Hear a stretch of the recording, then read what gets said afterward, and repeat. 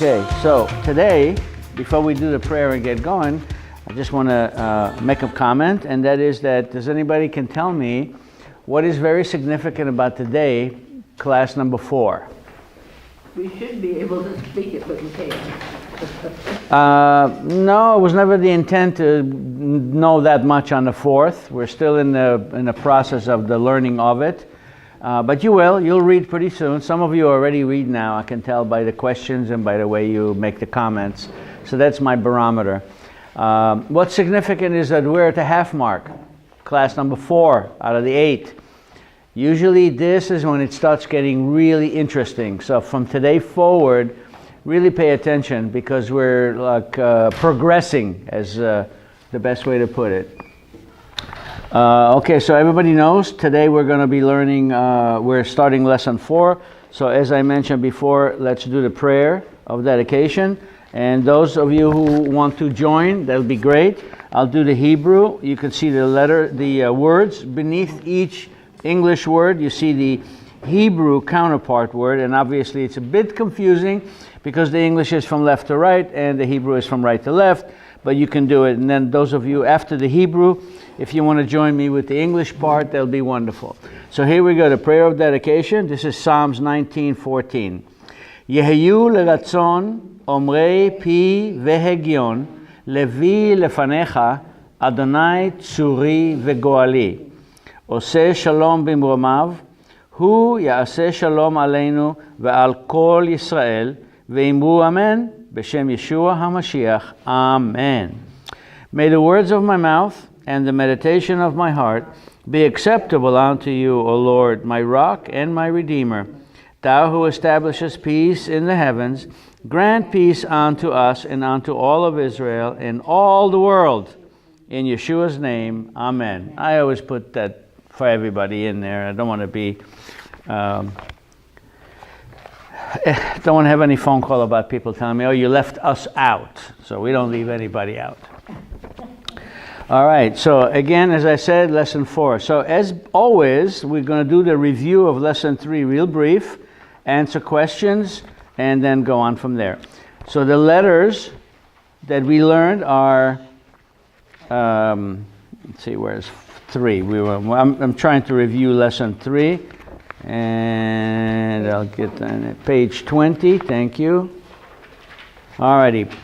Lesson 3, we learned Vav, Zayin, Chet, Tet, Yud, and Kaf. Kaf is the first letter that we're looking at the variation. The Kaf has a very significant change to it when we remove the dot or use the dot. So it's a hard K for Kaf, and it's a raspy Ch, which is kind of a little bit softer, and it's Chaf without the dot. So Kaf with the dot and Chaf without the dot. Who can tell me another variation of the letter Kaf? Correct. There's a Kaf Sofit. And is there a Chaf Sofit? Yes, there is. And how do we know or indicate it? Again, by the dot and by the nikud.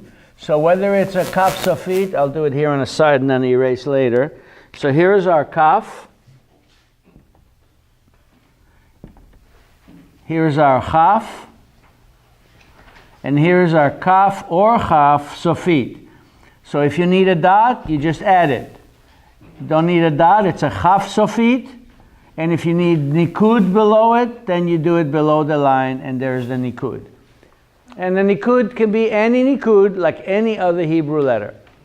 As a matter of fact, everything concerning a Hebrew letter is identical for all the Hebrew letters. So we have E, I, A, O, U as the sounds, which are obviously the English vowels. So I borrowed the English vowels and made them into Hebrew sounds. So we have E, I, A, O, U, and Bet would be what? Be, Bi, Ba, Bo, Bu. And Gimel would be what? Ge, Gi, Ga, Go, Gu. And Kaf would be what? Ke, Ki, Ka, Ko, Ku. Same with Chaf. Che, Chi, Cha, Cho, Chu. And the same with Chaf Sofit and Kaf Sofit. There's still Che, Chi, Cha, Cho, Chu. Just because they are sofit doesn't change the nikud or the sounds. Clear? All right. Any questions on that? I keep getting hung up on when you use a tzere, Tzere, and along with a yud, because doesn't a yud make the e sound? Not necessarily. Okay. Good point. Let me touch on that. This might clear it up. The yud, after all is said and done, the yud is just another letter. Yud. Yud can also be ye, yi, ya, yo, you. Okay, so the yud sometimes acts as a vowel. When the yud acts as a vowel, it's not a letter. So when it acts as a vowel, it doesn't have the ye, yi, ya, yo, you sounds, because those are vowels, and when there's no vowels, then there's no ye, yi, ya, yo, you. But what there is the E sound. For the E sound, it could be silent, or it could have a dot below it. If it has a dot, it's not a vowel. If it has a nikud, a letter that is sometimes silent, is not silent when it has a vowel. Because then we have to act on a second responsibility of when we read out of the two responsibilities. Responsibility number one is sound the letter sound, and the second responsibility is sound the vowel sound. So when you have a yud that's acting like a vowel, there's no ye, yi, ya, yo, you. It's not a letter, it's a vowel. So when you have the E sound, let's use the letter B, and when you add the yud here, and in this case the yud does not have any vowelage below it, no nikud, then what is that letter now? It's a vowel itself, which is the E sound for the bet. Okay, so what if you have a zerek under the B? Under B? Under the B. Okay. You have the yud then. Okay. So how do you? Does the yud have a vowel? No, it doesn't. Okay, then what is the yud now if it doesn't have a vowel below it? It's a vowel itself. Oh, it's a vowel itself. Right, so now, it's a vowel itself. So when a vowel by itself, you have the tzere, you have to make this your primary responsibility with the two responsibilities. So what's the first one? B. What's the e, I, o, u? In this case, bei. A, fe, be, tzere. Right? The name of it is tzere. The sound of it is a, fe, be, me, whatever. So when you make that sound, a, fe, be, here, be, this becomes silent. And what would change it to where this is not silent but becomes a vowel sound for the bet is when it only has either nothing or the dot. Then it's B. Then that yud becomes a vowel for the bet. Don't get hung up on this because it doesn't happen often. Okay? Because your two responsibilities are right here. So when you attend to the bet with the chirik or the yud, this is still your main responsibility.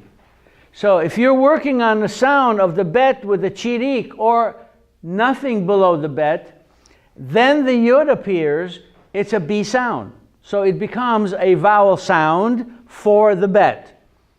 And that could be for anything. For example, here's a mem, and here's a yud.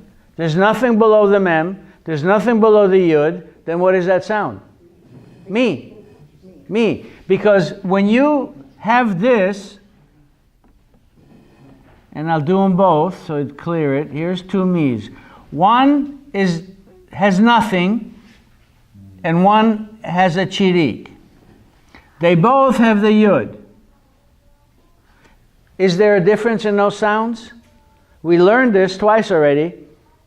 What is the sound this makes, and what is the sound this makes? Identical. It's me. Me. Because why? You have to make the responsibility. Here, we have one responsibility because there's no sound, there's no vowel below it, no nikud, correct? Oh, but there is a sound right here. There's nothing below it, so we know this is not acting on its own. This now belongs to the M, making it me. Or any letter. Me, B, G, Z, Re, B, doesn't matter. If there's a yud, whether there is nikud or not, it's the E sound. Now, what's the sound here? Also, how do we know that? Well, it's doubly so telling us that it's a me. One is that the chirik is an E sound, chirik, right? So with or without the dot, when there's a yud, the yud is the vowel for this letter. Now, if there is, I'll leave it like that. What about if this has no vowel here, but there is a vowel here?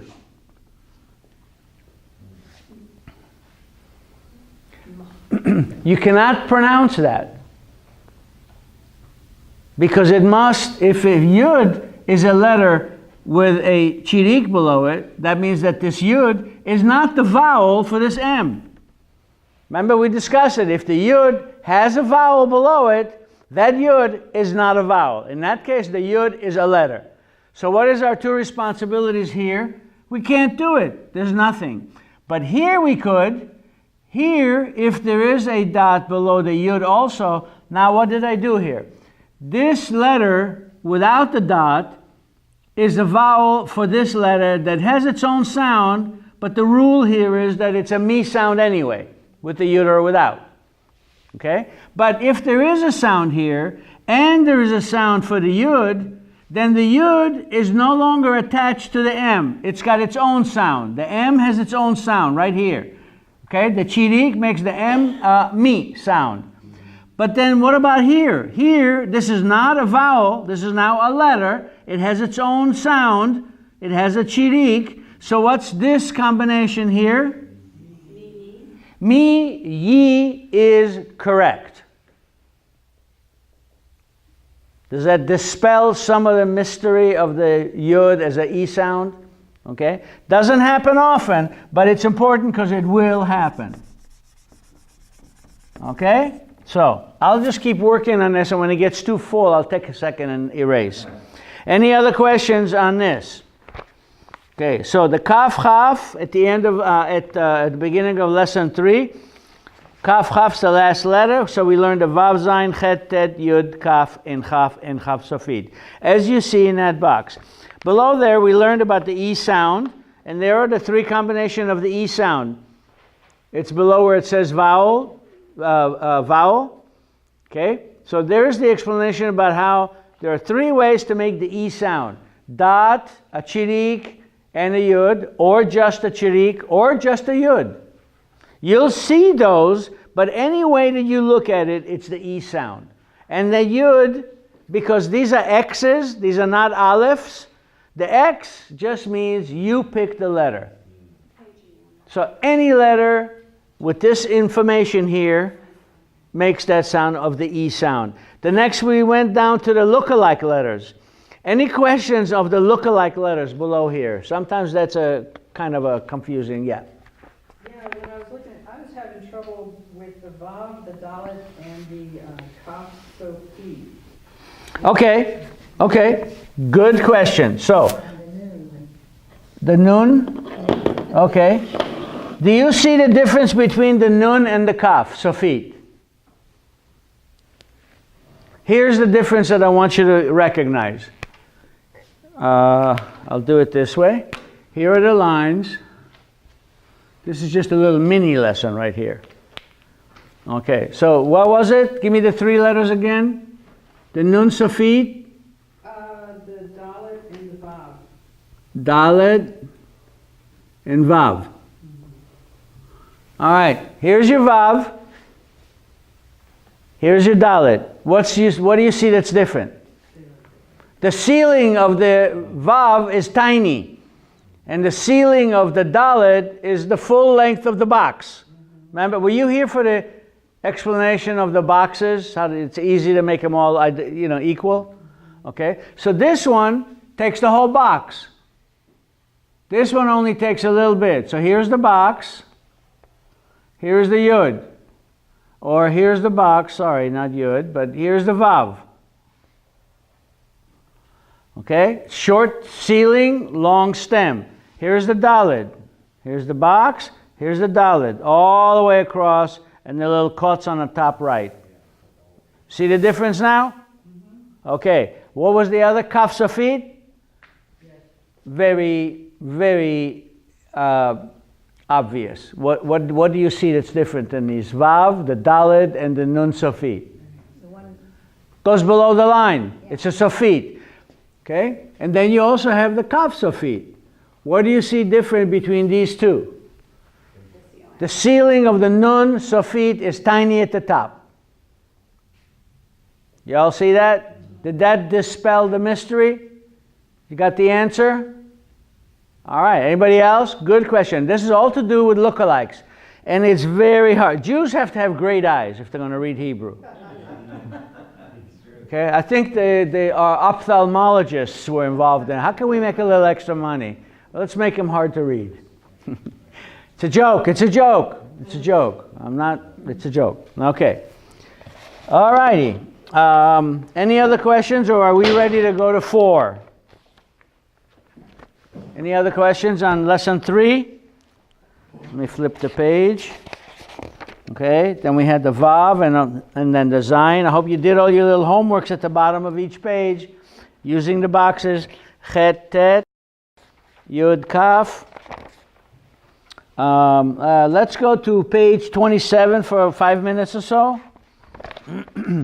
Page 27. We have the box with the reading exercise. Did you all do that? It goes from 1 letter to 2 letters. I don't see any 3s yet. That's coming soon. Okay, any questions on a box above? You all know how to read that. You recognize the vowel. Every letter sounds the same as far as the vowel. You just change the sound of the letter, and then you add the vowel. Clear? Okay, the bottom section, we have some Hebrew words. Who can tell me how to sound out the word for spring? It's on the bottom box, on the right side, the Hebrew words. So how do you pronounce spring in Hebrew? Aviv is correct. And there's the example of the bet without the dot. So it's a V sound, like a V. And another example in that same is that you have the dot and the yud. That's how we know that it's A. And then the vet with a yud is V. And at the end, we only have one responsibility, right? There's no vowel. So what is that one responsibility? Sound out the vet, V. So we have A, Viv. Okay? So there are 4 letters, but one is kind of silent, the yud, because it's the E sound for the vet. Clear? Aviv for spring. Next word is uncle. Who can pronounce uncle? Dod is correct. Dod. Now, since there's no OW sound in the Hebrew language, the word here is dod instead of dod. So how do you say coat in Hebrew? Yeah, how do you, if dod is not dod but dod, then what is coat? Kot. So when you are in Israel and you want to speak English to someone and you say, I'm really cold, can I borrow your coat? In Israel, it's kot. Can I borrow your coat? I'm cold. I'm cold, not cold. I'm cold. And I saw Bob Hope last week. Bob Hope. That's how they pronounce it, Bob Hope. There's no OW sound in Hebrew. However, let me mention that today in Israel, English is spoken so much that they're starting to adopt the sounds. So you may hear coat and dode and all of that, but there'll be Israelis who came to Israel. They're not Israelis who were born into the language. Those people will always say kot and Bob Hope, and you'll hear it even today. But you'll hear both, because English is a probably probably the second most spoken language in Israel. Then you have Arabic, and then you have all the other languages. Okay. All right. So then if we have uncle for dod, what would be aunt be? Doda is correct. Very good. Good pronunciation also. How about life? Chai is right. I'm hoping everybody does their homework every day, as I keep saying every week. Okay, got to learn that. All right, the next one after chai, how do you pronounce for star? There's a good little exercise there because you have one letter 3 times with 3 different variations. No, sorry, 2. Okay, so star in Hebrew is? You got to read it. You got to look at it. Make your eyes tell your brain what the sound is. What is the first letter in the word star? Okay, so we have 2 responsibilities there, right? Or do we? No, we have 1. Because we do have a vav that in this case is a vowel. It's the o sound for the kaf. So it's ko. So the vav is part of the kaf with the dot. So it's a hard ka, ko. And then we go to the second kaf, which is the 3rd letter. What sound do we have there? Cha, correct? We have the a under a ch, so it's cha. So far we have ko, cha. How many responsibilities on the last letter? Uno, 1, echad. And that is to recognize the sound of that letter. What is that sound?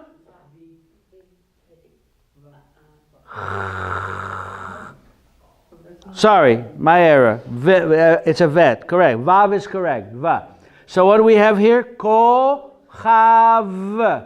Kochav.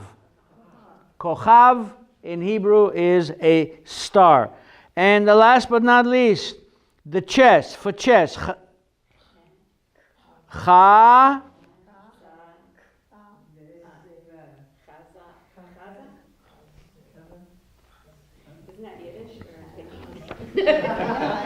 Yeah, chazan is Yiddish.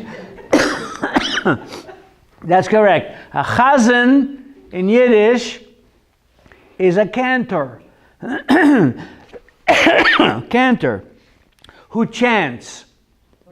Okay, so what do we have here? Cha,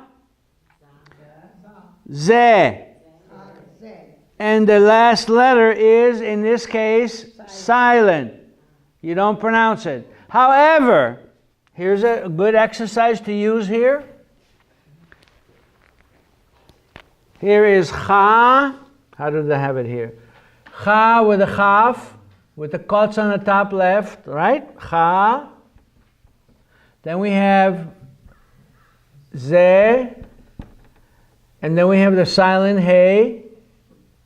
So what if I take this and put one here too? Now how do you read that word? Sound out each one separately. Let's go on the first one. How many responsibilities? 2. 2. With a a is cha.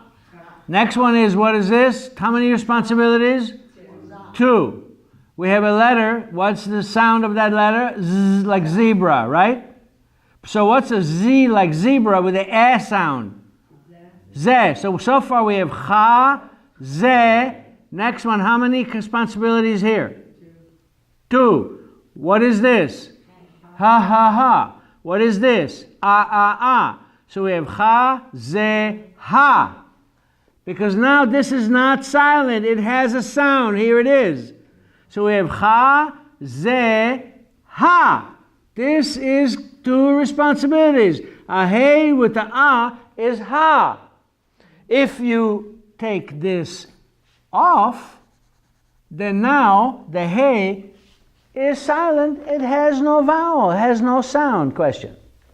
I thought it was second vowel. This is a like apple. Apple, yeah. Okay. I thought you said that. Okay, so we have cha, ze, apple, zapple, ha. because we gave a sound to that silent letter. Okay? Clear? You see that? This will happen often. This you have to learn. The silent letters without vowelage below them, without nikud, are silent. That's how we know they're silent. They're silent letters without any sounds. They stay silent. But the minute you give a nikud to a sometimes silent letter, it is no longer silent because we gave it a sound. The nikud are sounds. E, I, O, U. Got it? All right, good. We're progressing. Beautiful. All right. So there we are. Aviv, Dod, Doda, Chai, Kochav, and Chazeh. Of course, you write as many as you can.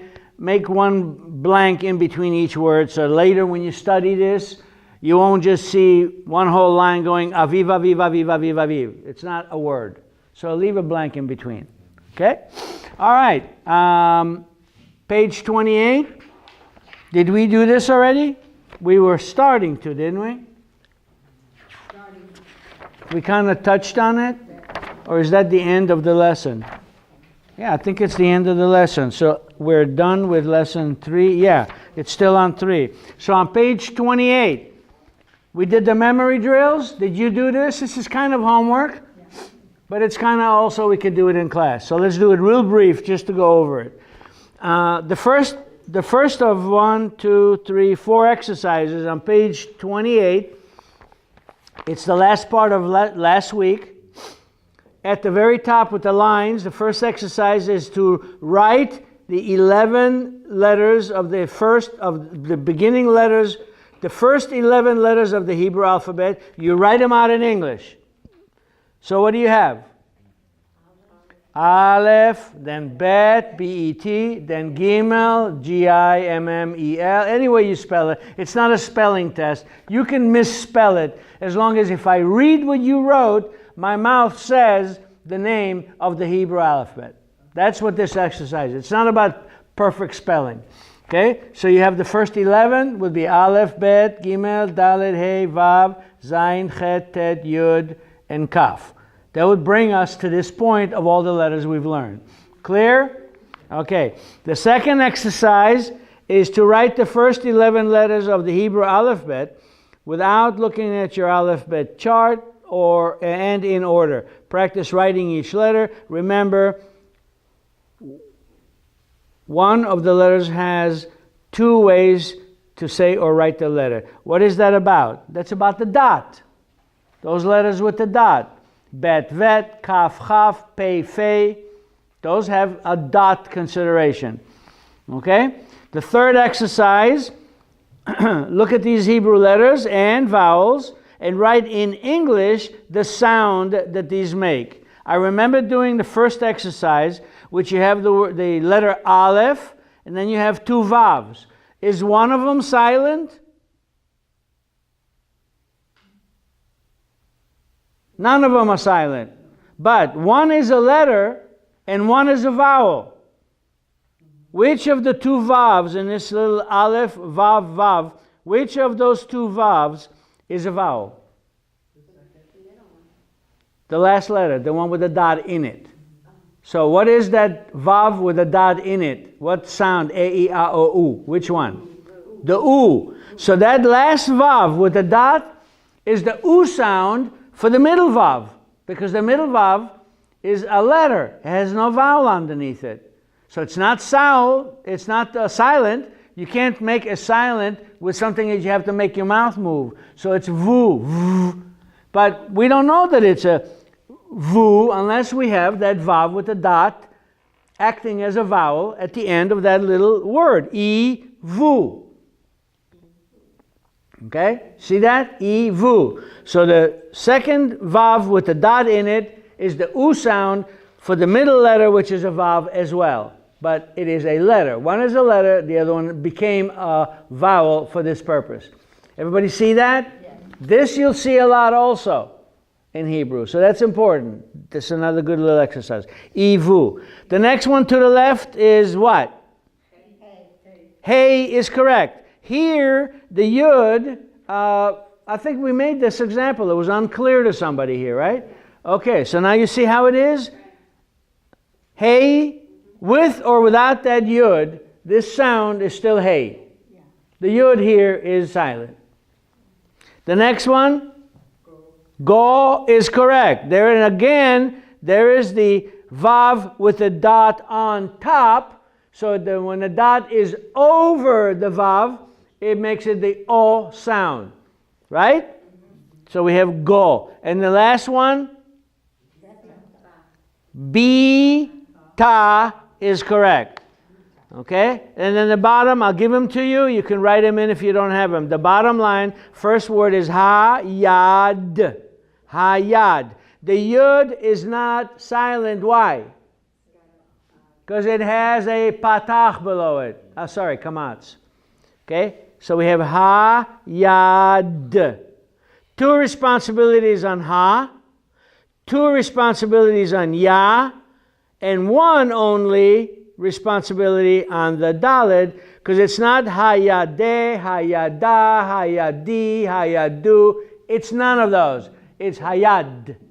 You just make the sound of the letter, hayad. Got it? Yes.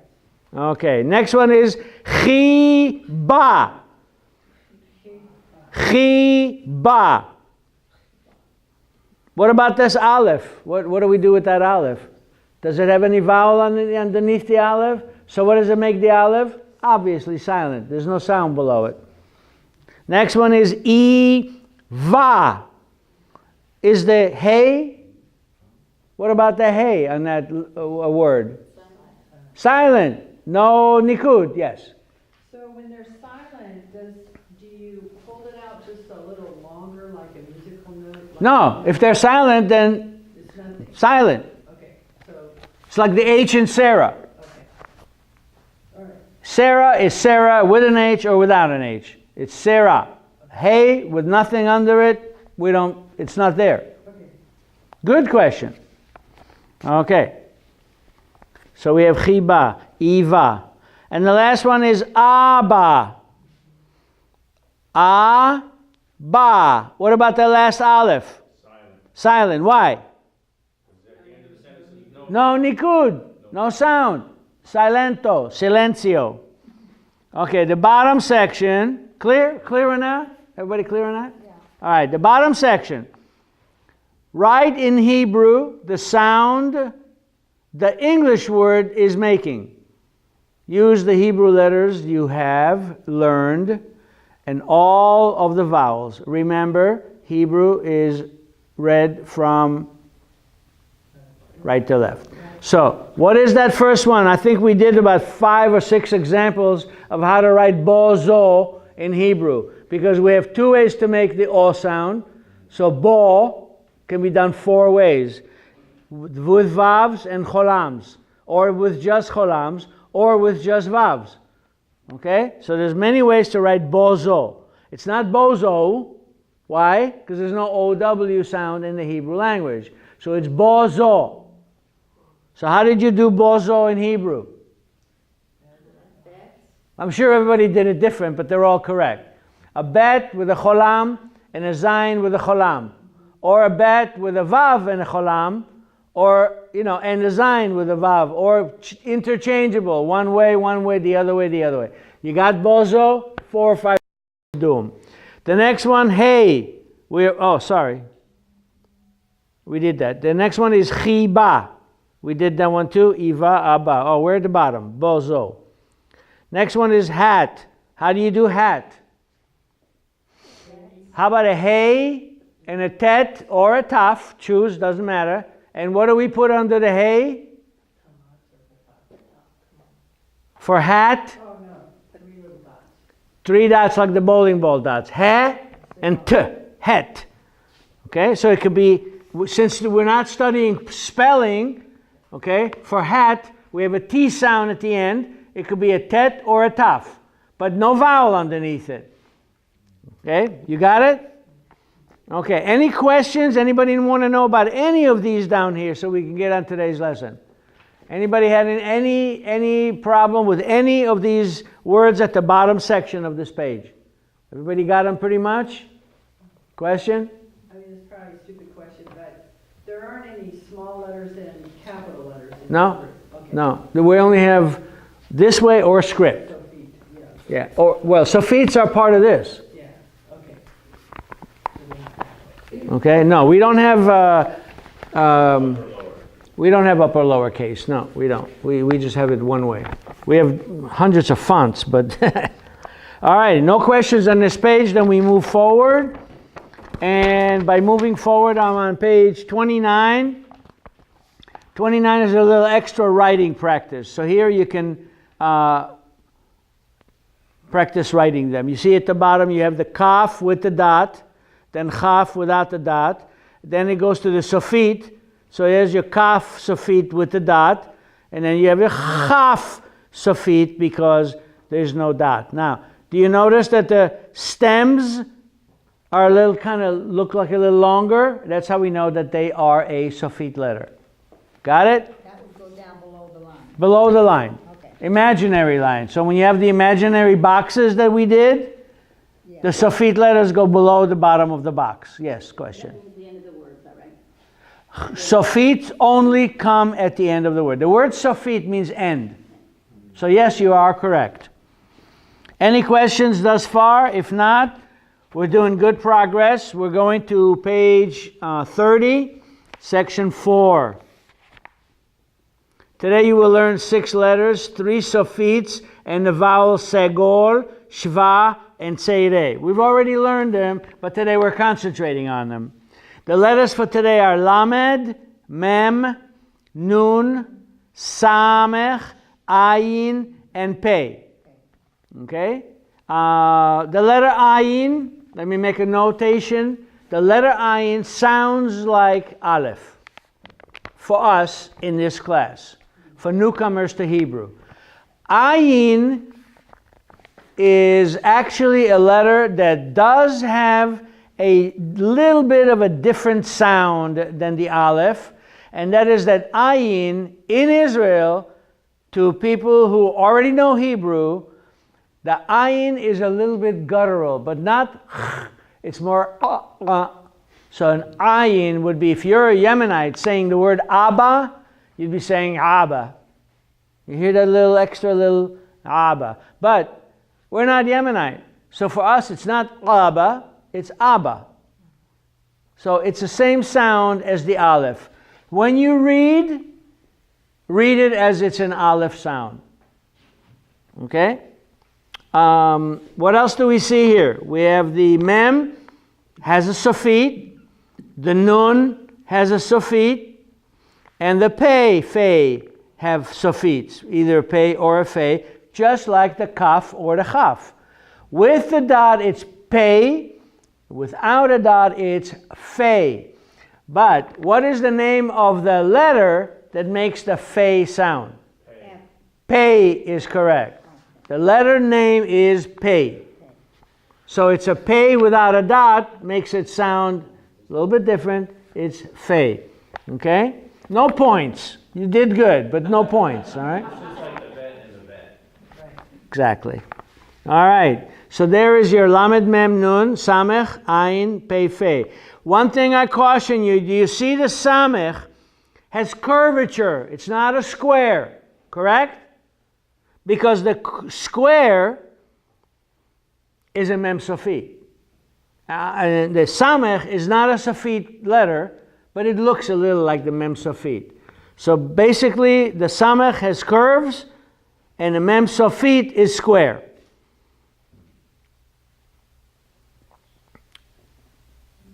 All right. One more thing I wanted to mention, and that is that the mem sophit is the only sophit letter that does not go below the line.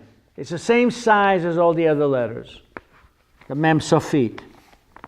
Okay? That's why it's a bit confusing when you read it. No questions on this box. Let's go to what it says below it. The first bullet, the first dot. The letter ayin, like the letter aleph, can only be pronounced with a vowel. Otherwise, it is silent. So an ayin at the end of a word with no dots below it or anything, it is silent. But if it's in the beginning or in the middle and has no dot on it, it's again silent. But when it has vowels, then you have to pronounce the vowel. So it could be a, I, E, U, whichever, whatever the dots dictate.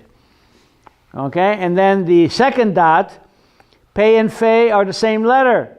Pe is pronounced with the dot, and fe is pronounced without the dot, as in F like Frank. So a pe without a dot is a fe. Then we have the vowels. E as in at for the segol.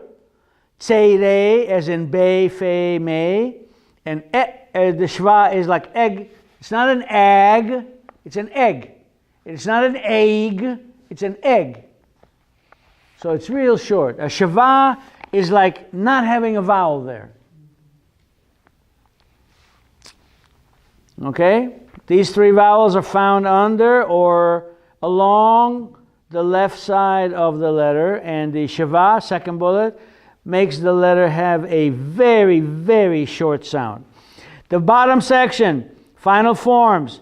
Do you see the pe, fe, the nun, nun, and the mem, mem? Notice there's that mem sofit, and it's the same size. It is not elongated downwards like the fe sofit or the nun sofit. Is that clear? Everybody see that? Any questions on this page? No questions, and we move forward. We have the lamed, page 31. Lamed is the only Hebrew consonant, the only Hebrew letter that goes outside the box upwards, not sideways or downwards, like the nun sofit or the pe sofit. And lamed is not a sofit letter anyway. So, but it does go a little bit longer at the very top. Who can tell me what other letter you can see within that lamed? What other letter is there that's kind of like either a resh or a kuf that's missing its dot, its elongation? Here's a kuf, but it's missing what? You see, that's the bottom part of the lamed, right? Because I could put this up here, and that makes it a lamed, or what else could I do? This section is the same as this section, without this little doohickey at the top. Instead, we put a doohickey down here, and it makes it a kuf. So again, letters, the Hebrew letters, are made up of other Hebrew letters. You see that here? That's this section. And here it's this section. Identical as the lamed, except for we put this on there. This portion does go below the line, but it's not a sofit letter. It's just a kuf. So we see the lamed,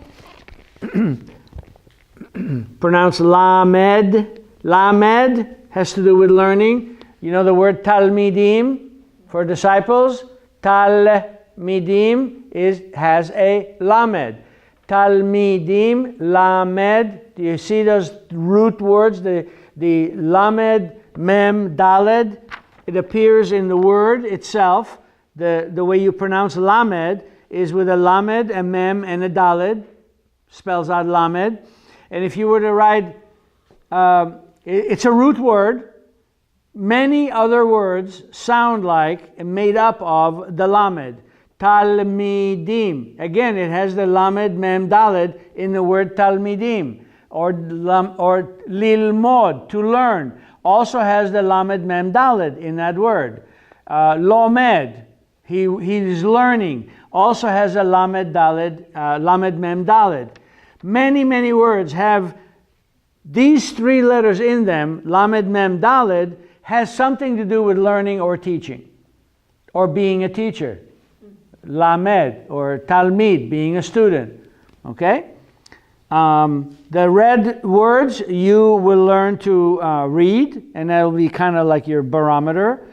The lamed, the numeric value is 30. The sound is L, as in lamed. The word picture is a shepherd's staff, because it's long, it's above the line, so it's a long letter. It's a crooked staff, but nonetheless. one of the words. The names and meanings in Lamed are to teach, or yoke, or bind, to learn, or to teach, as I mentioned a minute ago. Practice reading the Lameds. So the first line in the Lameds are la, lei, there's the tzere, lei, then la, as in apple, lapple, then let, and then lo. Second line, li, lu, li, la, and lo. Do you see the lo? Let's concentrate there for a minute. Do you see that dot on the left side near the top of the Lamed? That is a cholam without a vav.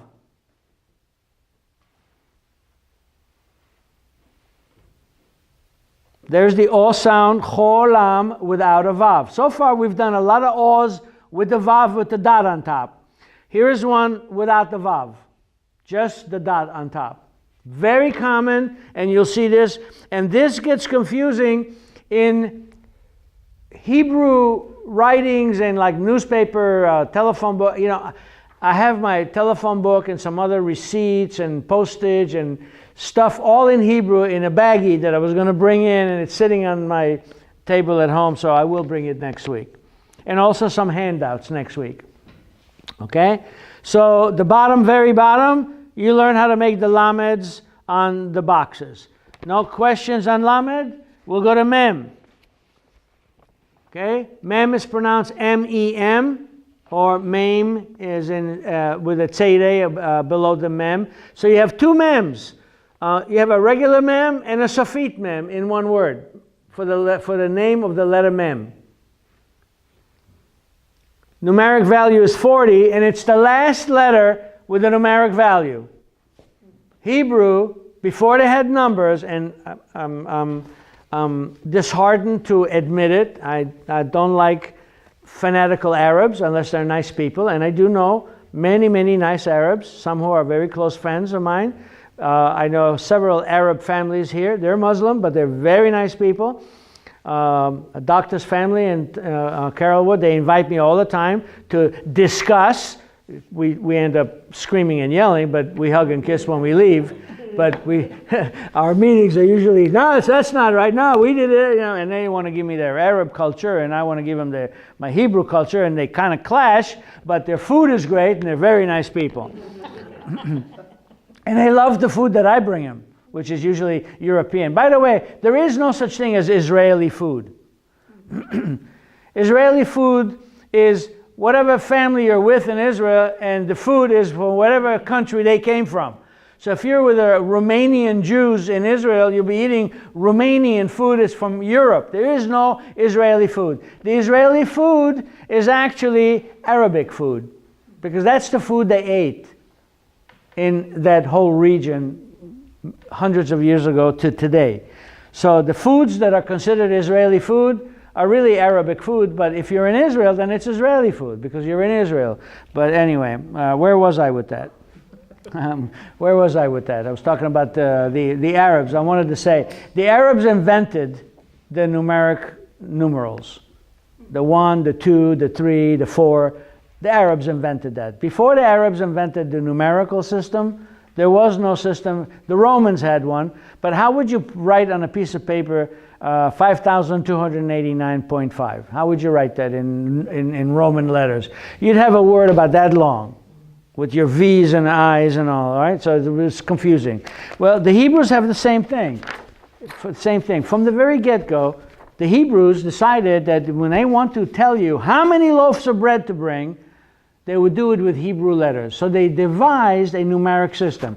So you have the first 10, and then it jumps to tens, so that's 20, 30, 40, 50, 60, like that. And then you have the hundreds, but they only go to 400. And given with those numerics, meaning the Hebrew letters being numbers, you can make any number with Hebrew letters. Yeah. What century did they come up with that numerical value for the letter?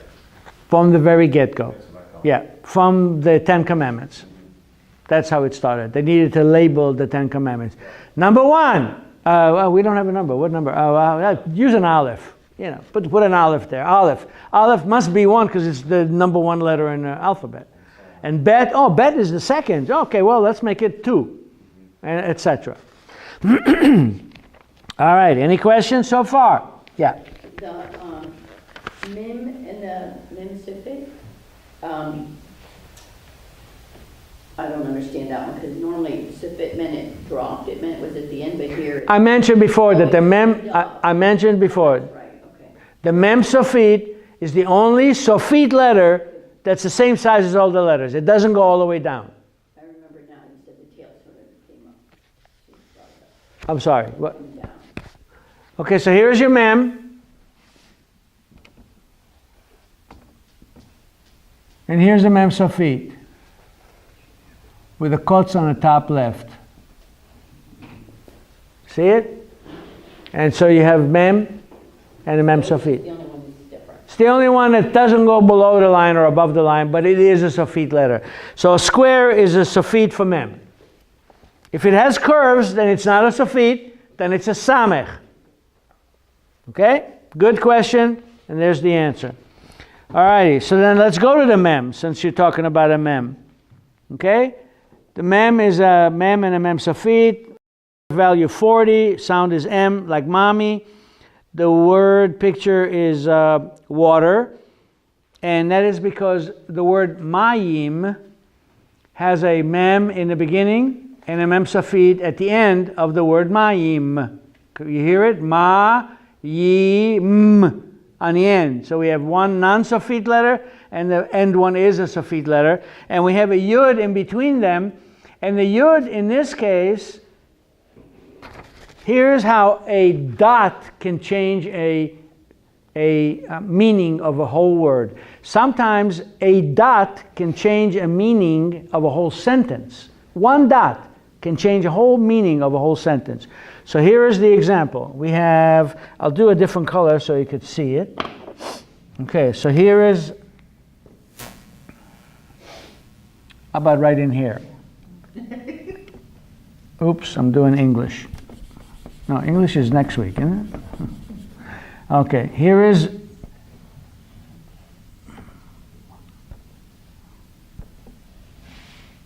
okay.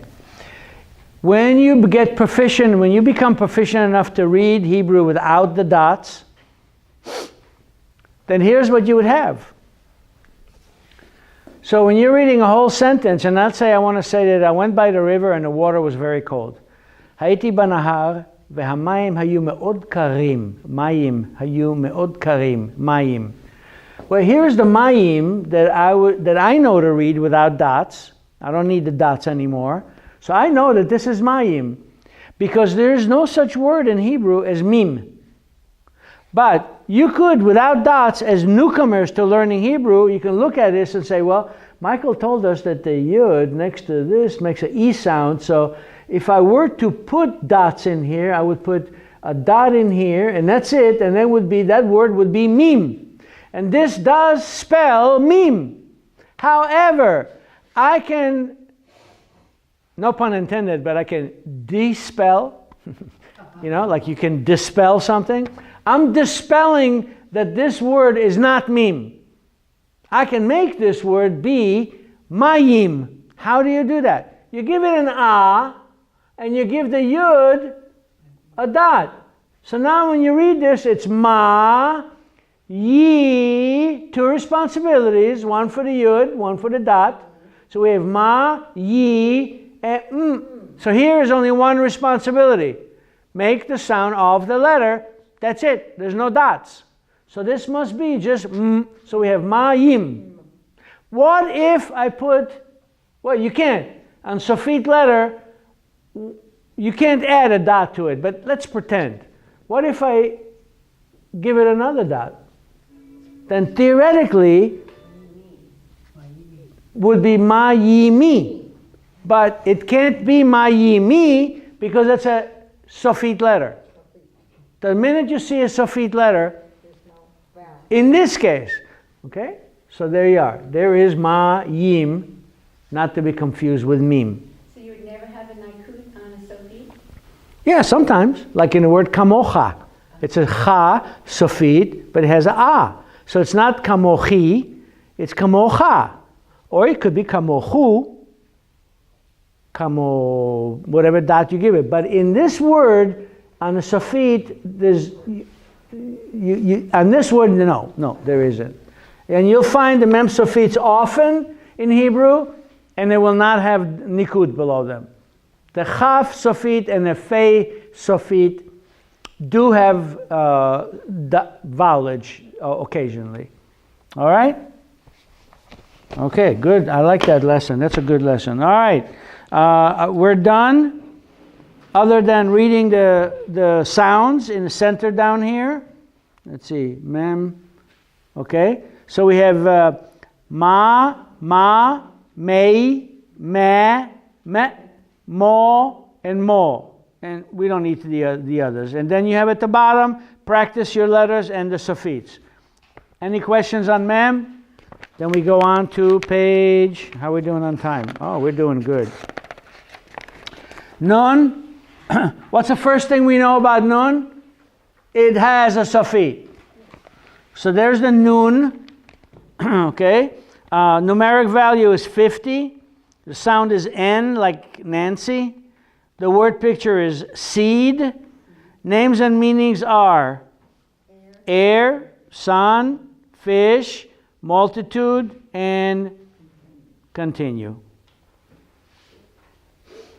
And the practice at the bottom says na, nay, ne, no, and no.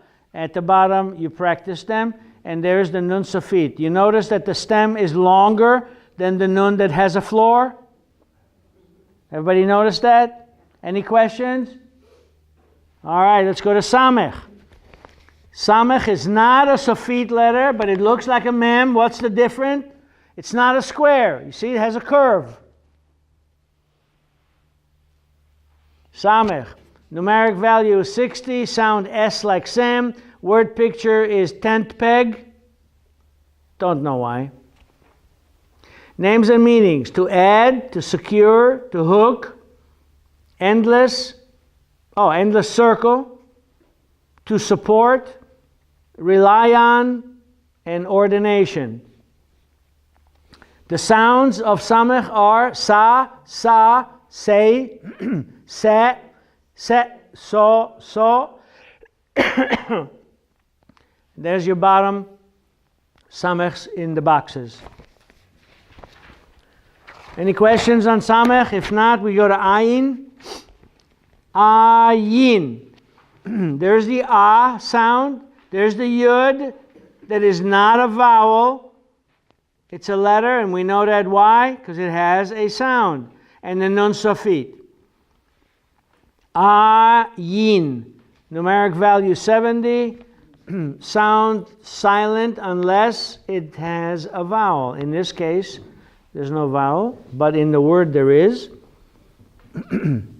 Word picture is I. Ayin, the letter ayin with its name, the name of the letter is ayin. Ayin also means I. So I'm keeping an ayin on you. Okay, sound silent unless, keyword, okay. The word picture is an eye, we know. Names and meanings is to watch, to know, shade, fountain, or sheep. And the practicing of them is just like an aleph, as I mentioned before. So the reading of it is a, o. Bottom one is e, u, a, e, u. Just like the aleph. You practice writing them, and at the very bottom it says, remember, like the aleph, the ayin is silent unless it has a vowel. Then you make the second sound of the vowel. Those are the two responsibilities. Any questions on ayin? Let's go to pei. Why am I calling it a pei even though there's no dot in it? Because it is a pei. The letter is called pei, but you pronounce it fei if it has no dot. But it is a pei. And there's the word pay, the Hebrew, with a dot and a tzedeh. So the word is pay, with a silent hey. The first red word. Anybody read to me that first red word? It's kind of like a little mini test.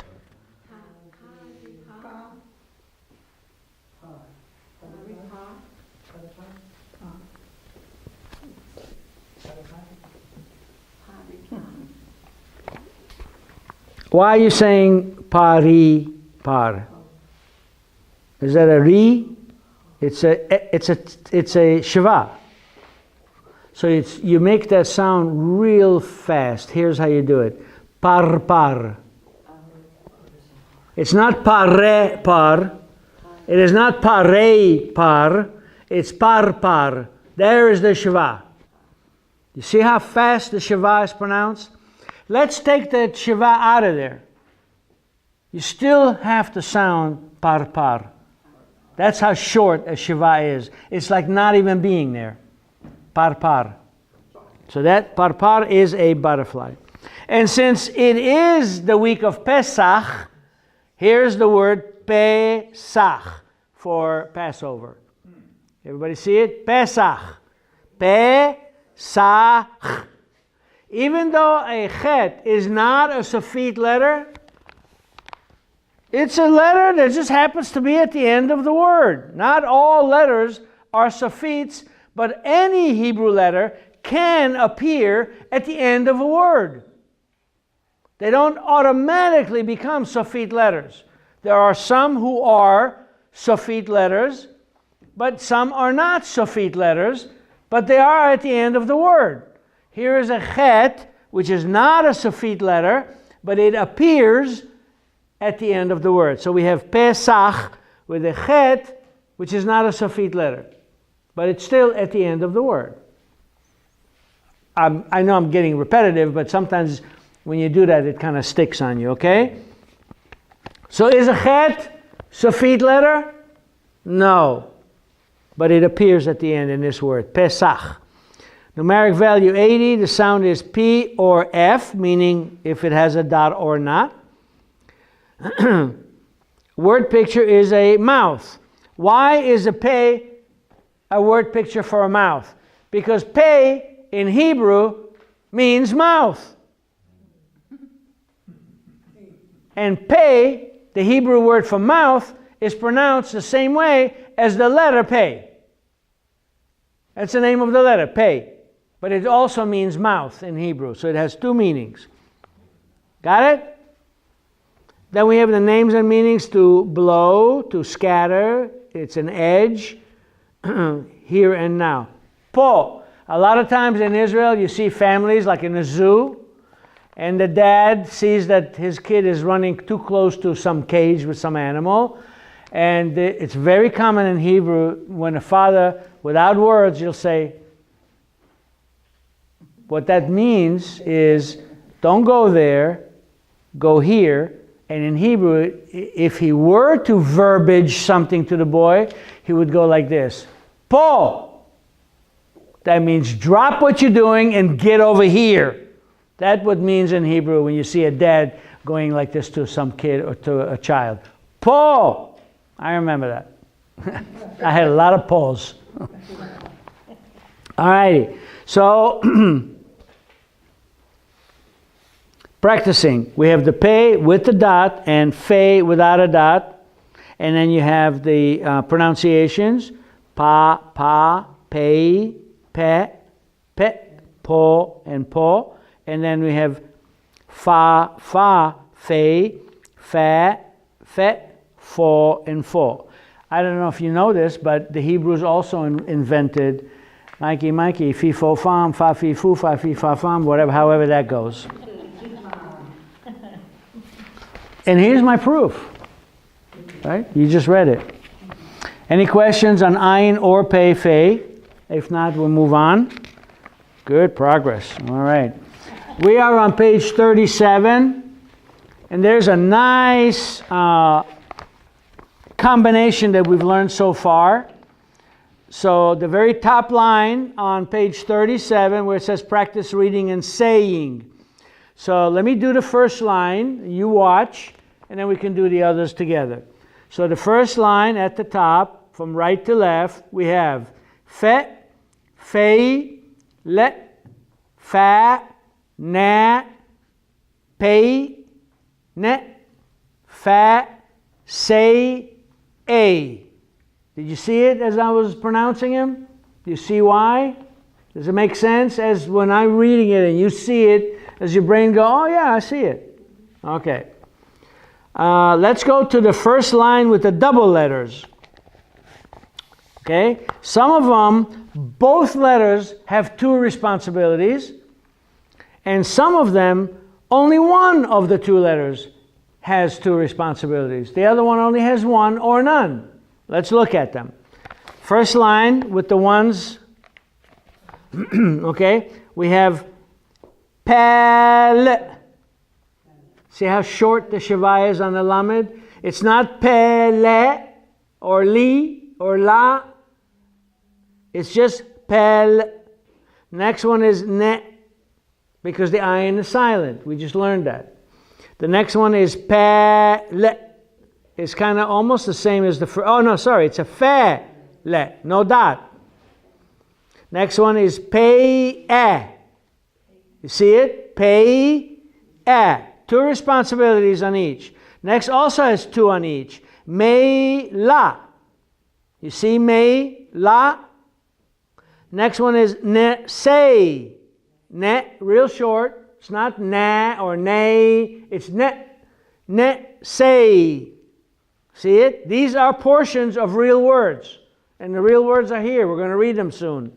But I want your mouth to get used to the first one, then the first two. Okay? Next one is sa. Next one is say. The ayin is silent. So here it's just say. Next is ne sa. Next is met lay. The last one on that line, right? See it? Met lay. A fe be tse re. Next middle line. Le la. See the two L's? Le la. Mace. Short shva. Mace. Nil. No pronunciation on the lamed. It's kind of hard. Nil. That's it. Nil. It's part of a word. I think it's nelamim, if I remember them all. Next one is pa. Next one is nas. Then we have fe la, no dot, fe la. Next one is me la, me la. You see it? What's the next one?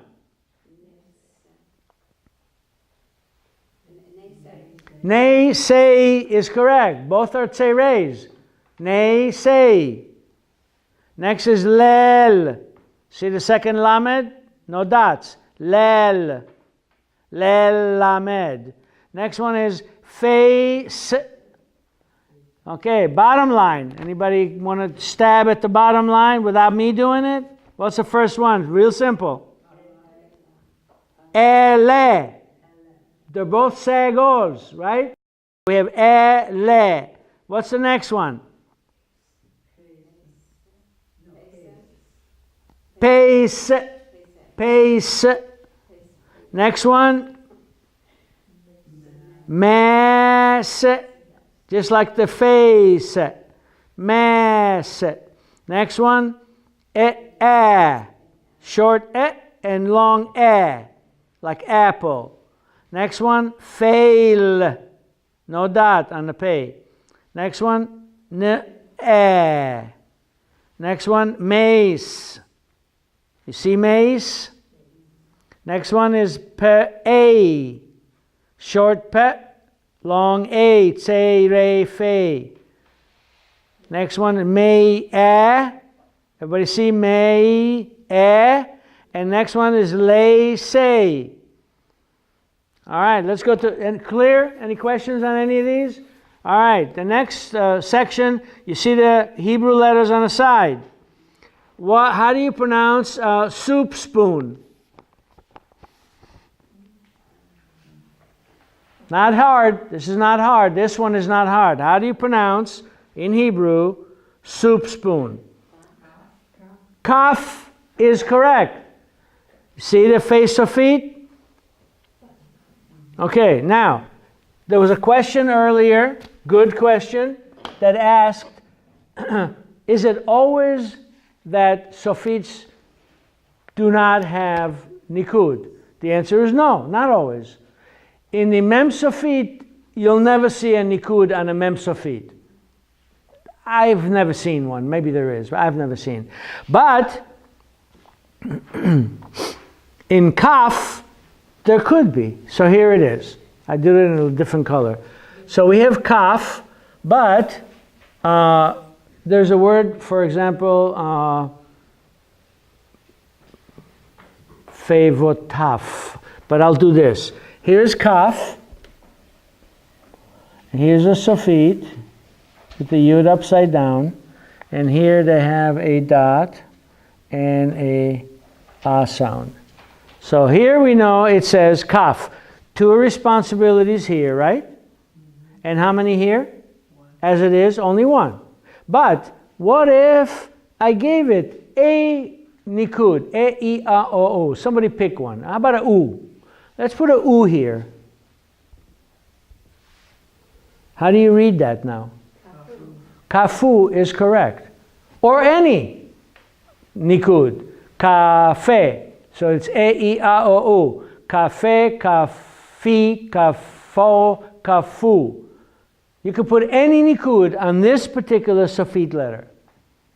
So you will see sophit letters with nikud, a lot, as you will see in this book. So we're done with kaf. Any questions? Who can tell me how to do the next word? Banana. What if I put that same nikud underneath the last letter here? Then read it to me. It would be ba-na-na-ha. Everybody see that? But the hey in this case is silent. No nikud below it. Clear? All right, beautiful. How about foul? Who can tell me how to pronounce foul? Is that vav a letter or a vowel? I'm on the third word on the right side. That's a vowel. The vav in the middle of this word, is that a vowel or not? Yes. It is a vowel. It is the all sound for the first letter that has no vowels. This is its vowel. So the word here is off is correct. The vav with the dot over it, right? The dot over the vav makes the O sound for the first letter, which is an ayin. So an ayin with the vowel O next to it is O. And then the f for off. See it? Off. Who can tell me how to pronounce stand? There's the cholam without vav next to the O. By purpose, I put a vav with the cholam, and in the next word, I did do a cholam without the vav. But it's the same pronunciation. So we have off or omed. We have O in both these words. Off or omed. See it? There's the mem with the e underneath it. And the dalet only has one responsibility, no vowels. So we have omed. Does everybody see omed for stand? Awesome. Next one is barn. All right, there is a samech and a mem safit in one word. So how do you pronounce this? Asam is correct. Asam. All right, big. How do you pronounce big? Is that vav in the word big, is that a vowel or not? It is, because it has a dot over the vav. So how do we pronounce big? Gadol is correct. Next one is son. How do you pronounce son? Ben is correct. Ben is correct. And the bottom one for boy? Yeled is correct. I'm hearing, that's awesome, awesome, awesome. This is why I love teaching.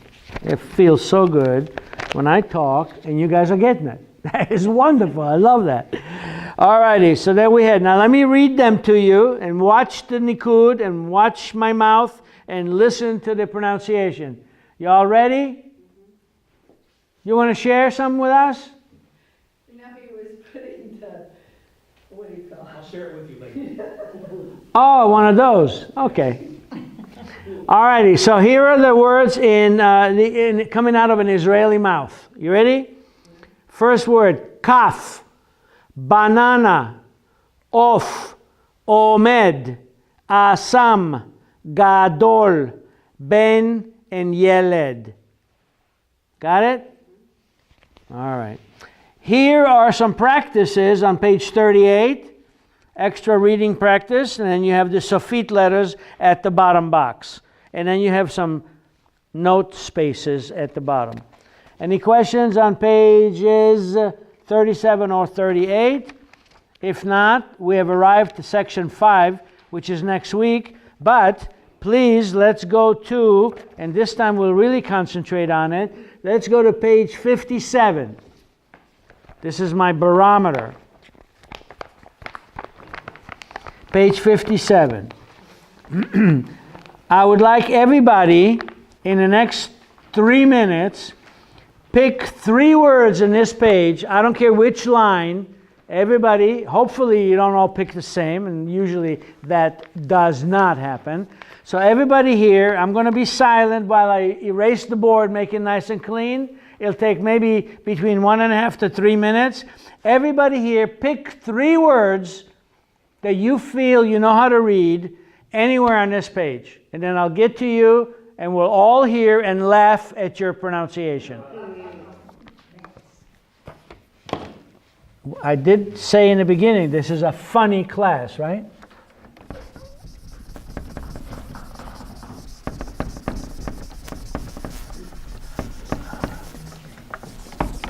I know that they make a spray. I'm thinking I'm gonna go to Target and buy a spray.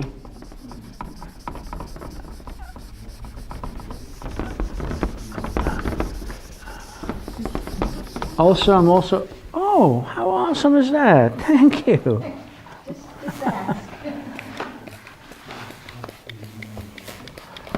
Just ask, huh? Yeah, and you will receive. Father God, I hear the lottery is a nice size.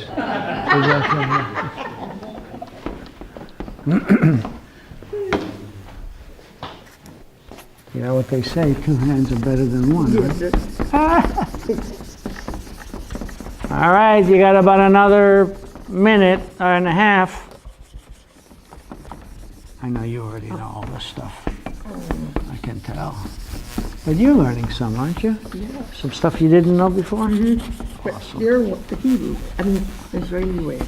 Yeah. That's not the easy part, right? Okay, thank you. You want to keep Awesome. this? Or you want me to keep it? Yeah, I'll come clean it before. perfect. Thank you. Awesome. Thank you. I'll take one. Actually, I want one for my nose. Thank you. Yes, sir. All right. Anybody need more time? All right. Since there's like, no special way to do this, we'll just start like you go first, okay? All right. Okay, you got 3? Tell me then what line you're on. Want me to come back to you? I was going to try to start on number 1. Okay, number 1. I'm going to try it. Good. Nest, Where are you on number 1? number 1. It says I. 57.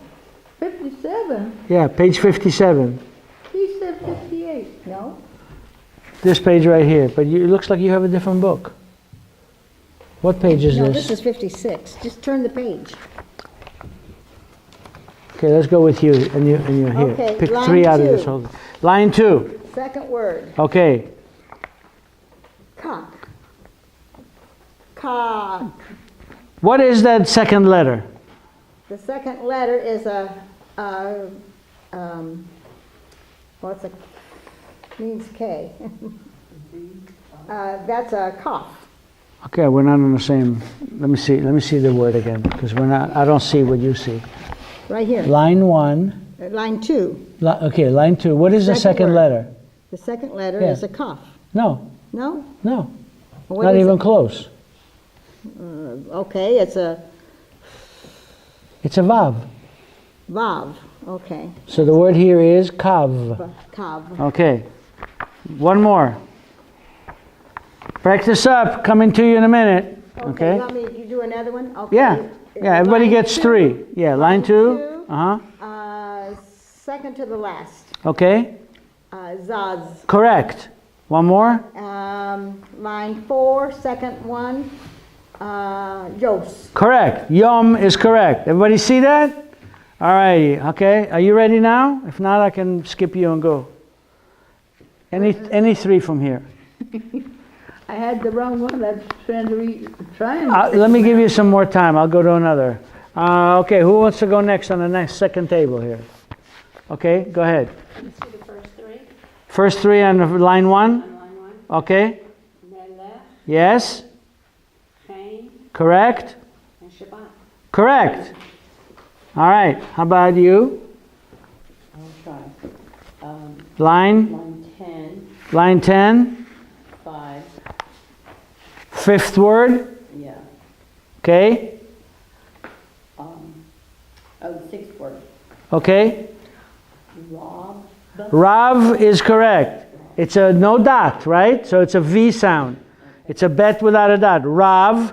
Good. Okay. Another one. The one before that, The one before that. I got odd, and then the last one I wasn't sure. Wait. I still want to hear that one. Odd, dog. The last one, It's a mem sofit. oh, yeah, I was looking that up, okay. So the word is Adam. Adam is correct. Adam is correct. Also a root word. Okay, very good. All right, next. Number 5, Line 5. number 4, 4th word. Dorot, correct. Everybody see do-ro-t. Both vowels are vowels because they have a dot over them. Do-rot. Next word. 7, 1, 7 line, first word. Aretz, Aretz is correct. Aretz, earth or world. Aretz is firmament, our world. Okay, the last word. 10, 1, Sorry? 10, 1, 10-1.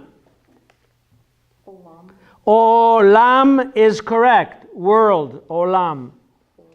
Okay. All right, next person. I think I got 2. Okay. Line. Line 7, 3N, ash. Aish is correct. Aish is fire. I didn't say it right. What did you say? I said ash. Ash? It's H. Acceptable. Very acceptable. Ash, any way you say it. Aish, ash, ash, ash. There's only one ash. So, good pronunciation. Line 8, 3N, I'm just going to say A. Et is correct. 8. No, it's 3 dots. That's a like apple. 2 dots like snake eyes. That would be a. Silent A. So a is et. What's a comma?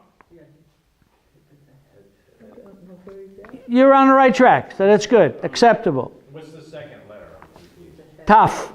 It's a comma, Yeah, actually, but it's silent. no. You have to make the sound. Et. It only has no further pronunciation. It's not te, ti, ta, to, or tu. It's none of those. It's just et. Where's the T coming from? From the tet. I'm sorry, taf. Sorry, taf. It's a top, not a comma. It's a taf, like a T. So et Et also means pen, to write with. Does anybody know what's very significant in this word et? Who can guess what et really, what's significant about this word et? It has the first letter of the Hebrew alphabet and the last letter of the Hebrew alphabet. This is what Jesus said. He did not say, I'm the Alpha and Omega. He said, I'm the Aleph and the Taf, because he spoke in Hebrew. He didn't speak in Roman. So, the English Bible, when it says Jesus, it isn't Jesus, it's Yeshua. We called him Jesus. He never heard that word. Jesus did not ever hear the word Jesus when he was here with us on earth. It's the only word that he never heard, and yet we all... Yeah. I have an observation. That last letter of Ta, right? Yeah? The symbol, or the picture is the cross. And it's on the cross where he said it is finished. The last letter. And it means cross sticks, right? That's the picture. And then the meaning is mark, a sign, a signal, and a monument. So it's all Very good observation. I used to do a teaching just exactly on that. It confused everybody, so I... studying it out. Yeah, excellent. Slower. Excellent, excellent, excellent, excellent. Good to hear. All right, and given with that, I'll give it a shot. all right, line, Line 1, word 3 is sabach. line 1, word 3 is, Sabach. Shabbat. what's the last letter? T. The word is Shabbat. And you, I just want to make sure that I heard right. You first said Shabbat. Yes, I do. It's, you thought it was a chet. Uh-huh. But do you see the bottom stem has a kotz on the left? Yes. So that's a taf, not a chet. Okay. But close, good pronunciation on the rest. Shabbat. And it is Shabbat today. So that's excellent. All right, next word. 2, 3. Line 2, third word. Yes. Okay. Haya. Haya is correct. Awesome. Haya. Okay, third. And 3, 1, 2, 3, 4, 5, 6. 3, 6 is him. Are you on line 3?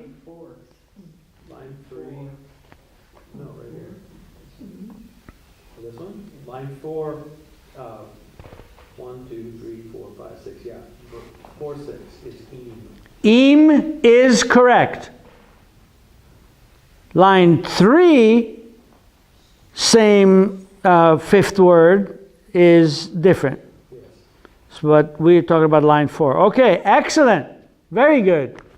And last but not least, Okay, line 1, second in, pain. Chen is correct. Chen is favor, like God's favor on King David. LeDavid haya chen shel haElohim. Chen. All right, next word. Second row, 1, 2, 3, 4, 5, so, Sof is correct. Sof means end. end. End, to end. End of something. Like in Israeli movies, the very last, you'll see Sof, like Fini in European movies. In Hebrew, Sof means end.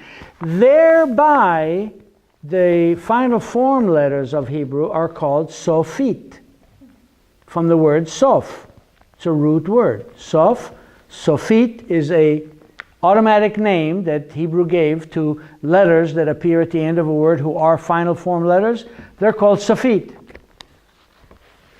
All right, beautiful, very good. So my point was that you will read Hebrew before the class is over, and some of you will read somewhere around halfway. And here it is today, very halfway. And I have to tell you, I'm very, very pleased.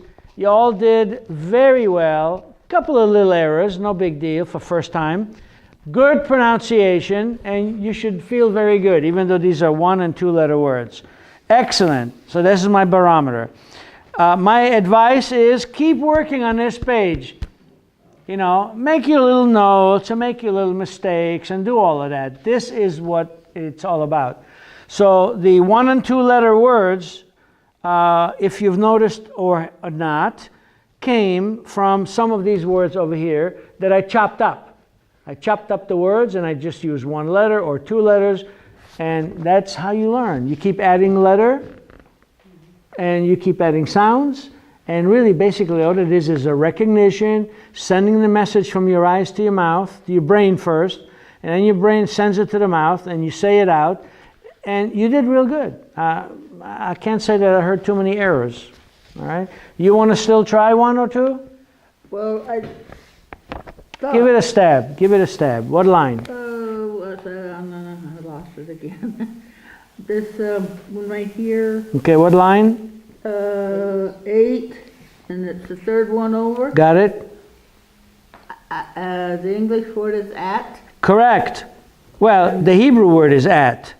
Okay? At, what I meant earlier, what is significant about it? The word at has the first letter and the last letter of the Hebrew alphabet. That's what brought my attention to it. There you go. And that's what Yeshua did say. I am the Aleph and the Taf, at least in the Hebrew. Okay.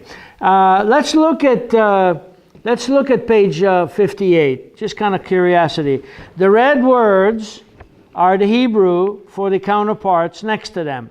Now, oftentimes you think that just because in Hebrew the city Tel Aviv, the English gives it also the same words Tel Aviv. But some words are different sounding. Like Jerusalem in English is not pronounced Jerusalem in Hebrew. Anybody know what is pronounced Jerusalem in Hebrew? Dave? Yerushalayim. Not Jerusalem. Yerushalayim. You want to see it in writing? Okay. Does it have a vav?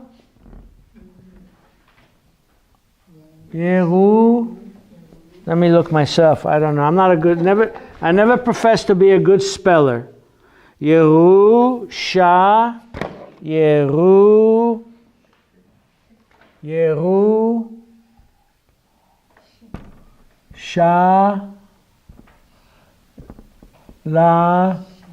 Yi. The Nikud is Yerushalayim. Do you see the pronunciations? You see the responsibilities on each of the words? This is not silent. Why? Because it has the that real short So we have Yeru. Here's the vowel U for the Resh. So we have Yeru. Then we go Sha. It's on the right side, the dot is. So it's not Sa, it's Sha. And then we have La. Here's a Lamed with the A. And then we have a Yud, not silent, because why? It's got this dot here. It's a Chidik, so it's a Chidik, Yirik, Yi, Yerushalayim, and a Mem Sofit. Question? Yeah, I was wondering, so the Hebrew does not have a J, right? But they use the Y sound? Is that it? Like Yahush, Shalim, or whatever? How do you say Judah? Yehuda. So it's a Y sound, not a J sound, like in most cases. Okay. Correct. There's no J sound in Hebrew. Right. There's no J or Je. But we can make them. And how you make them? You put an inya at the top. Like in piña colada. Without the inya, it's pina colada. But the word is not pina colada, it's piña. So they tell us to make it a na, not a na, but a nya. So they tell us, they put an inya at the top. So if your name was John, and when you move to Israel, everybody says, Yanni. Oh, excuse me, my name is not Yanni, it's Johnny. Oh, we don't have a J in Hebrew, so here your name is Yanni. And you go, no, my name is Johnny, even though I'm here. I wanted to be Johnny. They can do it. How do they do it? They take a Zayin and a Nun and a Yud. Sorry. The Nikud, this is without Nikud. So this right now says Zani. Let me put the Nikud. Zani. Right? Here's the E sound with the Yud at the end. Silent, even though we know it's E sound. So we have Zani. But we don't like Zani. We want Johnny. Well, Johnny, we give it an Inya. So now, even though this is not Hebrew, we can sound it in Hebrew like in English. There's no J sound, but here, instead of Zani, it's Johnny. Sometimes they do it with the Gimel.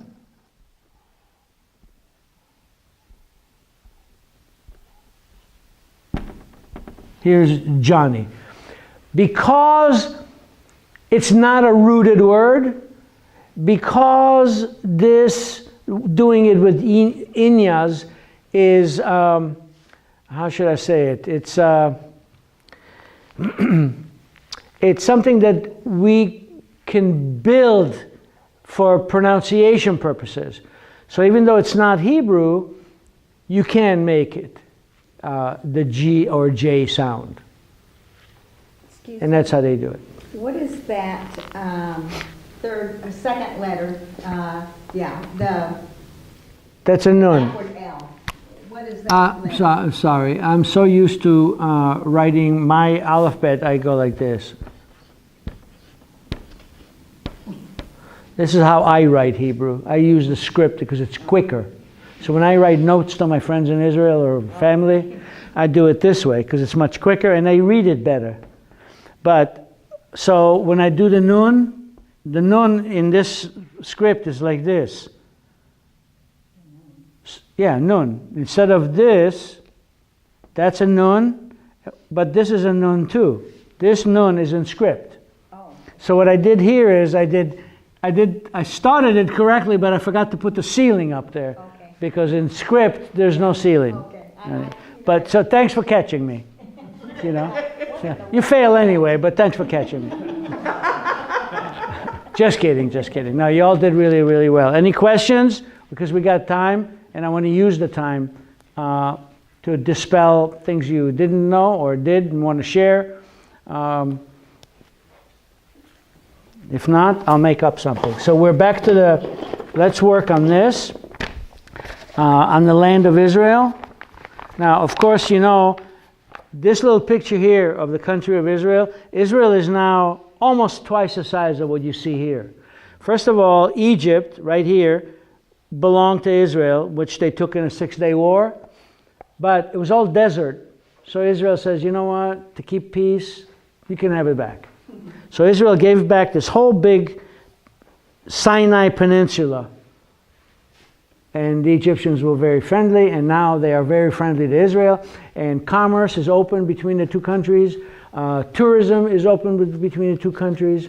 And so you have Israelis go see the pyramids, and you have Egyptians come and, you know, hang out in Eilat, which is the Riviera of Europe, of the Middle East. And so there's good communication and good relations with Egypt. Saudi Arabia up here.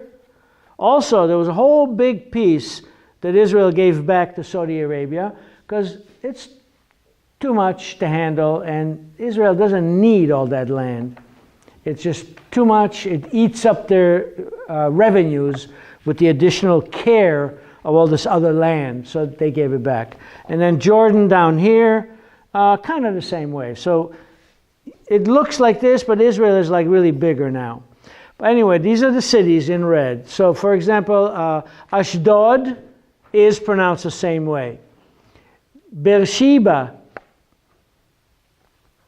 is actually in Hebrew pronounced Beersheva. And Beersheva means of 7. That's what Beersheva means. Also, Beer is short for in the city of. In Hebrew, to say in the city of is just be. And since it's Shiva, it's just called Beersheba. Elongated in English, Beersheba means in the city of Sheva, of 7. So Beersheba. So it's similar. Eilat is pronounced the same.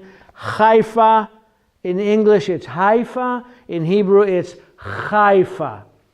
Okay? Hebron in English is Chevron in Hebrew. Chevron is what Hebron is in English. Yerushalayim, instead of Jerusalem, it's Yerushalayim. And then we have Metula. Metula is pronounced the same. The Negev is pronounced the same. Tel Aviv is pronounced the same. Tiberias in Hebrew is Tveria. Tveria is Tiberias in Hebrew. Then you have Tzafad is Tzfat. Here's that letter Tzadik, which does not appear in other languages, very few. Click language of Africa has sound, like tsetse fly. French, I think, has a and I think Russian has some few countries, and Hebrew. Hebrew actually has a letter for that sound, which is a tzadik or tzadik sofit. Okay? Then we have Ashkelon. So Ashkelon in English is Ashkelon in Hebrew. Then you have the Dead Sea. The Dead Sea in Hebrew is not called Dead Sea at all. It is called the Salt Sea. Yam HaMelach. HaMelach, not to be confused with Melech, which is king. Melach is salt. So Yam HaMelach, Ha is the, Melach is salt. HaMelach is the salt. Yam is sea. So the sea of salt is Yam HaMelach, in English, Dead Sea. It's called Dead Sea in English because nothing lives in the Dead Sea. There's only one kind of algae or amoeba or some kind of animal that lives in the Dead Sea, always has. And it was prophesied, I don't remember exactly, I should write it down so I can sound more intelligent than I am. Biblically, there was a prophecy made that there will one day have life come up in the Dead Sea. Last year, they found tiny, almost microscopic, although you can't see them on a bright day, tiny little fish.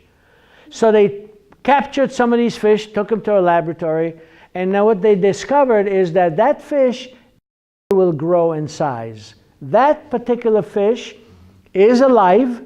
It's the first animal they found in the Dead Sea.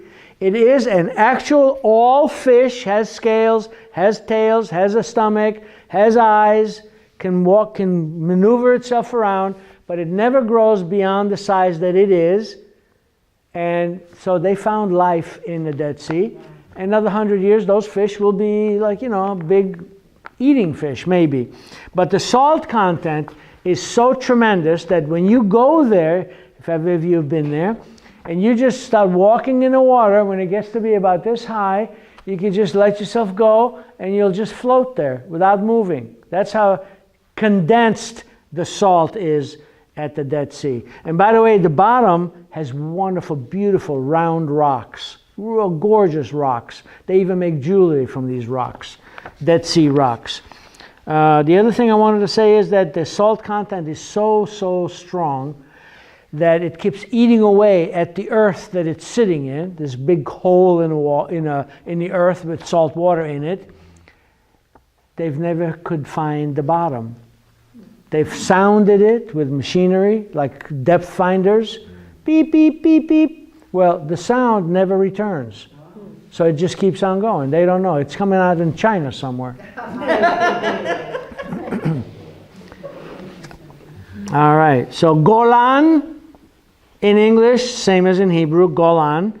the Golan Heights, which are having problems right now as we speak. But it's a very strategic high point in the Golan.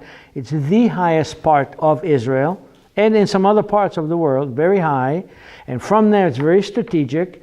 And Israel just took care of business with some that tried to come into the country. They just took care of business there a little while ago. But it ain't over yet. It's going to escalate, and there's going to be a big war coming up pretty soon. So Golan. And then, as you see, it tells you where strategically those places are. Okay? Eilat at the very bottom, and the Golan Heights at the very top. There is one spot that it doesn't show here, beyond the Golan Heights, which is Rosh Hanikra. And when you go to Israel, I recommend going to Rosh Hanikra. You'll go way up north, northern part of Israel, which you will be at the border. You can touch the fence. You can talk to the Arab soldiers on the other side of the fence, the Israeli soldiers on this side of the fence. It's a wonderful restaurant. And the only stalagmite caves in the Middle East are there on the Israeli side of the Golan Heights. A wonderful place to go see. Fantastic place to go see. Golan Heights and the caverns and the caves. And the restaurant there is wonderful. Really good. So there you are for the map of Israel. So practice the Nikud. You can put the Nikud in. Originally, that was part of the homework. Put the Nikud in on all the red letters here, and then we'll go over them and we'll laugh some more at the pronunciations. It's my most wonderful experience in these classes for me is hearing your pronunciations and then seeing how you progress and get them better and better and better before the class is over. Today I heard some very good pronunciations. You all did really good. You did pretty good when you gave you another chance to look at the right page, and you picked and you picked one of the most important words in the Hebrew language: et, aleph, and taf. Okay, so you did good. You get good points for that. Alrighty, any questions? Yep. How do you say this town? E-L-A-T? Eilat. Eilat. Okay. Yep. Eilat. Eilat. Eilat. Everybody who goes to Israel should go and see Eilat. I don't like Eilat because Eilat is so secular that I'm not even sure if there is a synagogue, because the rabbinics over there don't like secularism, and Eilat is so secular. Eilat, when you go to the beach, you'll see nudity. You'll see almost everybody walking around with a cigarette in one hand, cell phone in the other hand, and they're walking around, כן, שמעתי הרבה פעמים שבאת לבוא, מה אתה אומר? And they argue with each other on the phone, and there's 50 of them in one area, not just one. And so it's like 50 conversations. They're in their skivvy bathing suits. The women many are topless. Many are in very provocative bikinis and string bikinis and all. And that's what Eilat is like. A lot of bars, a lot of drinking, a lot of partying, but beautiful. Eilat is like the Riviera. The water is blue. Fish are swimming everywhere.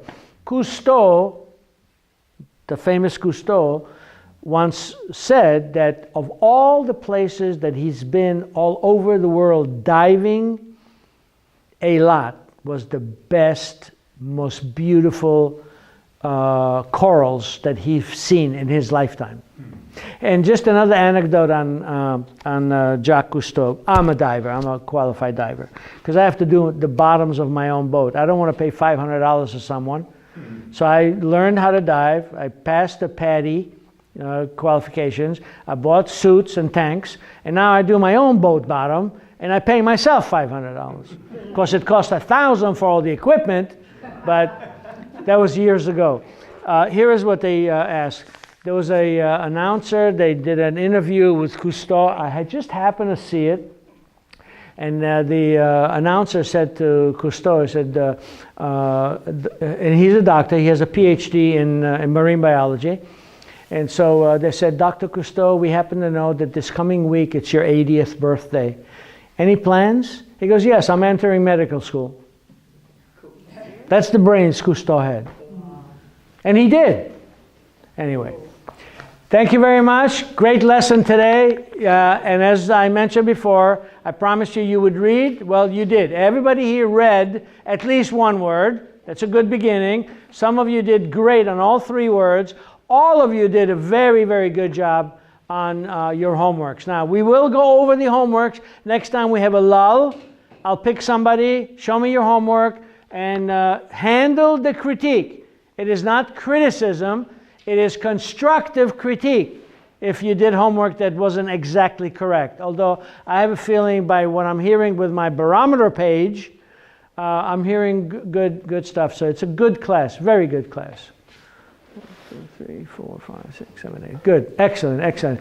If there are no questions, we'll end. Remember, no class next Saturday, but we've talked it over and we are going to do 2 more classes and we will finish on time.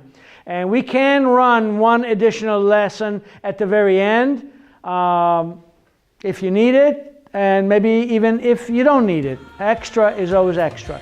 So very good class. See you next week.